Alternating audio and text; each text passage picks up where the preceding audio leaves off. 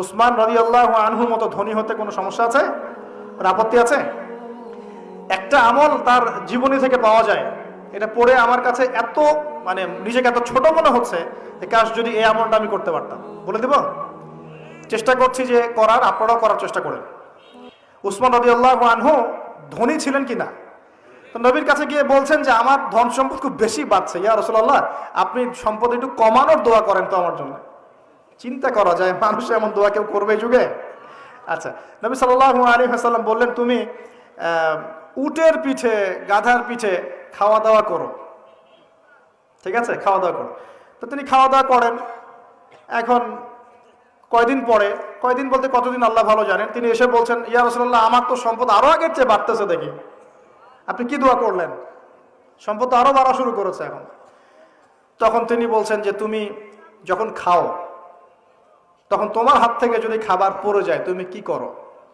তখন তিনি বলেছেন আমি, আমার হাত থেকে খাবার যদি পড়ে যায়, একটা দানাও যদি পড়ে যায়, আমি উটের পিঠ থেকে নেমে সেই খাবারটাকে তুলে পরিষ্কার করে তারপর খাই।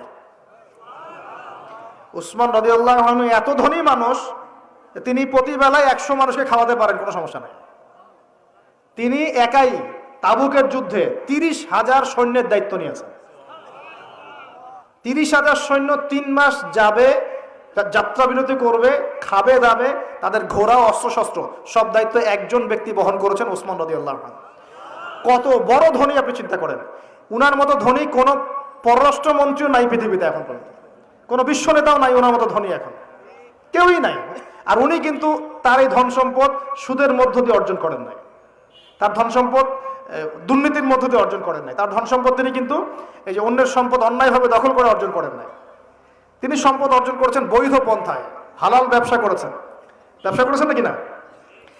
এই যে আমল, তখন নবীজি বলছেন যে তোমার আমল যদি এমনই হয় তাহলে তোমাকে আল্লাহ পাক সম্পদ দিবে না, কাকে সম্পদ দিবে? তুমি আল্লাহ পাকের যে সম্পদ, রিজিকের যে শুকরিয়া আদায় করো, কৃতজ্ঞতা প্রকাশ করো যে আল্লাহ আমাকে ভালোবেসে রিজিকটা দিয়েছেন, আমার হাত থেকে পড়ে গেছে, আমি তুলে খাই। এই যে আল্লাহ পাকের নেয়ামতের প্রতি তোমার যে শ্রদ্ধা, যে সম্মান, এর শুকরিয়া স্বরূপে আল্লাহ পাক তোমাকে এরকম সচ্ছল বানায় দিচ্ছেন, আর তো কিছু করার নাই। তো উসমান রাদিয়াল্লাহু আনহুর মতো ধনী হতে কোনো সমস্যা আছে? তিনি কৃপণ ছিলেন না, তিনি আল্লাহ পাকের নেয়ামতের শুকরগুজার ছিলেন।